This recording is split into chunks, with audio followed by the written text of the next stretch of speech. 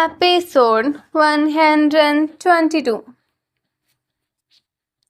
अब तक हमने देखा विवेक की बर्थडे पार्टी चल रही होती है कि तभी स्क्रीन पर एक लड़की के साथ विवेक की फोटोज दिखाई जाती हैं, जिसके बाद वह लड़की अंदर आती है और विवेक के साथ रिलेशनशिप का दावा करती है। वहीं उसकी बात सुनकर राज विवेक को गुस्से में घूरकर वहां से चला जाता है। अब आगे काजल की बात सुनने के बाद सब विवेक से नाराज होकर वहां से चले जाते हैं। वहीं काजल विवेक को गुस्से में घूरते हुए वहां से चली जाती है। अब वहां सिर्फ शालिनी और विवेक ही खड़े थे। विवेक एक नजर शालिनी को देखते हुए कहता है, क्या तुम्हें भी मुझ पर यकीन नहीं है? विवेक की बात सुनकर शालिनी बिना किसी लाग लगाव के कहती है, नहीं। विवेक को शालिनी की बात से काफी तकलीफ होती है, जिसके बाद वह आगे कहता है, तुम तो मुझे काफी टाइम से जानती हो ना, फिर भी तुम्हें मुझ पर यकीन नहीं है? विवेक की बात सुनकर एक बार फिर शालिनी उसी तरह जवाब देती है, नहीं, मुझे तुम पर यकीन नहीं है। और बात रही जानने की, तो किसी को जानने के लिए पूरी जिंदगी भी कम पड़ जाए। हम तो फिर भी एक दूसरे को सिर्फ कुछ सालों से जानते हैं। शालिनी की बात सुनकर विवेक उसकी तरफ देखकर अपनी नम आंखों से कहता है, जानने के लिए तो एक दिन भी काफी है शालिनी। और वैसे भी या मेरे इतने सालों के बिहेवियर से तुम्हें एक बार भी ऐसा लगा कि मैं तुम्हारे साथ धोखा कर सकता हूँ? विवेक की बात सुनकर शालिनी एक बार फिर वही रूडनेस के साथ कहती है, धोखा देने वाले के चेहरे से पता नहीं चलता है कि वह धोखा देगा। वैसे भी हर कोई पहले अच्छा ही बनता है, असली रूप तो बाद में सामने आता है।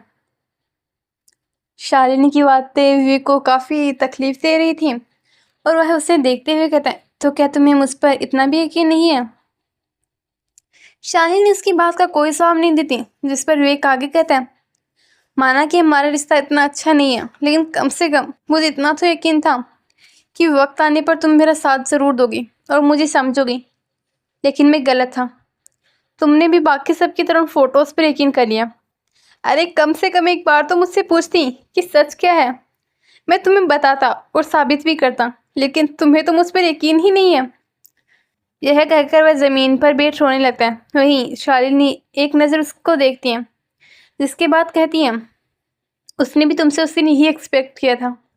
जब सब लोग उसे गलत कह रहे थे, तब उसने तुमसे बस थोड़ा सा विश्वास मांगा था, लेकिन तुमने क्या किया, उसका साथ छोड़ दिया और बाकी सब की बातों में आ गए। ऐसे में आज जब तुम्हारे साथ ये सब हो रहा है, तब तुम्हें बुरा क्यों लग रहा है? तुमने भी तो यही किया था ना?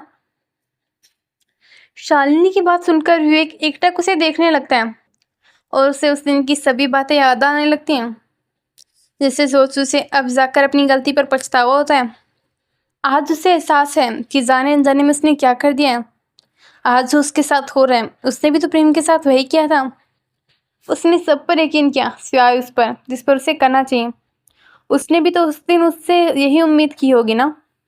वे को सोच में डूबा देख शालिनी आगे कहती है, क्या कह रहे थे अभी थोड़ी देर पहले तुम उसे कि मैंने तुम पर यकीन नहीं किया? इतने टाइम से जानने के बाद भी तुम मुझ बताओ, तुमने उस पर यकीन किया, जबकि तुम तो उसे बचपन से जानते थे?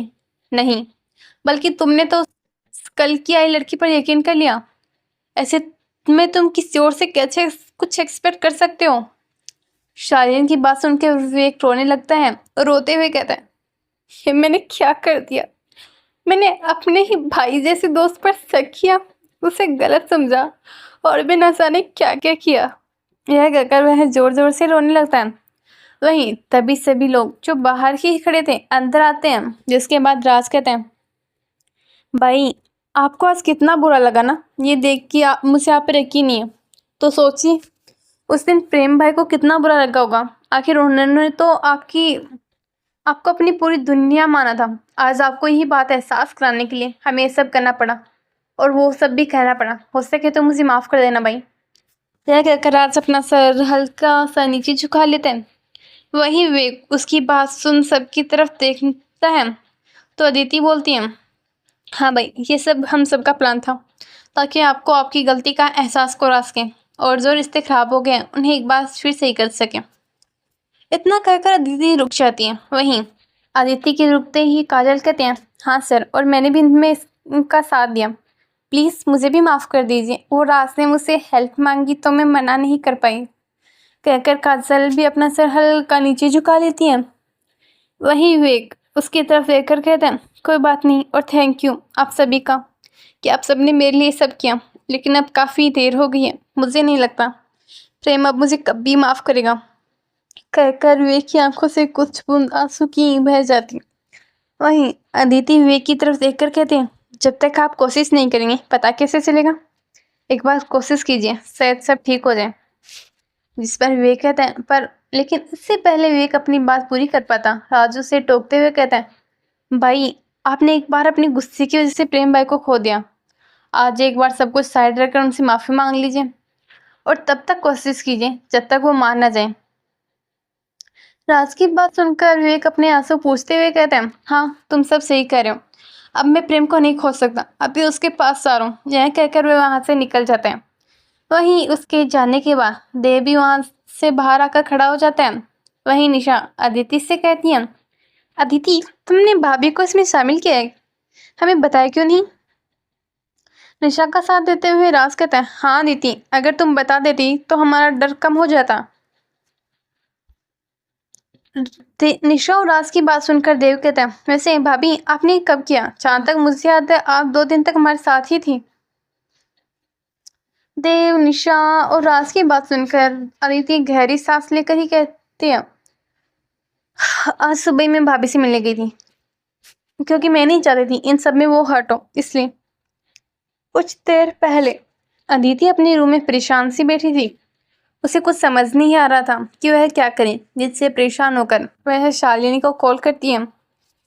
उधर से शालिनी कॉल उठाती है तो अदिति कहती है, हेलो भाभी। जिस पर शालिनी कहती है, हाँ अदिति बोलो। जिस पर अदिति हल्की हिचकिचाहट के साथ कहती है, मुझे आपसे मिलना है भाभी। जिसे सुन शालिनी कुछ परेशान से कहती है, ऐसे अचानक कुछ हुआ है क्या। जिसे सुन अदिति कहती है, ऐसा ही कुछ समझ लीजिए, अगर और प्लीज़ आप थोड़ी देर में शाम कॉफ़ी हाउस में पहुँचे। जिस पर शालिनी हाँ में सर हिलाते हुए कहती है, ठीक है मैं आ रही हूँ। इसके बाद दोनों फ़ोन रखकर कॉफ़ी हाउस के लिए निकल जाती हैं।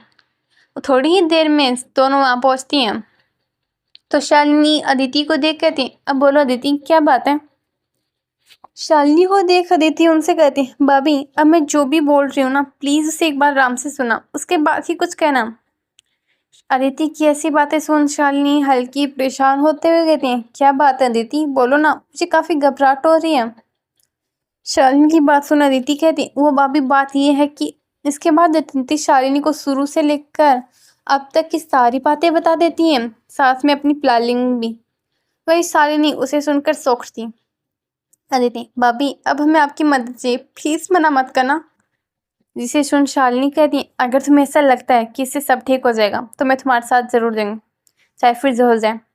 शालिनी की बात सुनकर अदिति के चेहरे पर मुस्कुराहट आ जाती है और वो उसने गले से लगा लेती हैं। जिसके बाद दोनों कुछ और बातें करके फिर अपने अपने घर के लिए निकल जाती हैं। प्रेजेंट, ये तुमने अच्छा किया, लेकिन तुम हमें बता भी तो सकती थी ना, निशा कहते हुए अदिति को देखती है तो अदिति उसे देखकर कहती है, टाइम नहीं मिला बताने का। इसे सुन राज कह रहे हैं, कोई बात नहीं, लेकिन अभी हमें चलना चाहिए, भाई के पीछे हाँ भी तो सब संभालना है ना। जिससे सुन अदिति कहती है, फिर काजल की तरफ देखकर कहती है, थैंक्स काजल।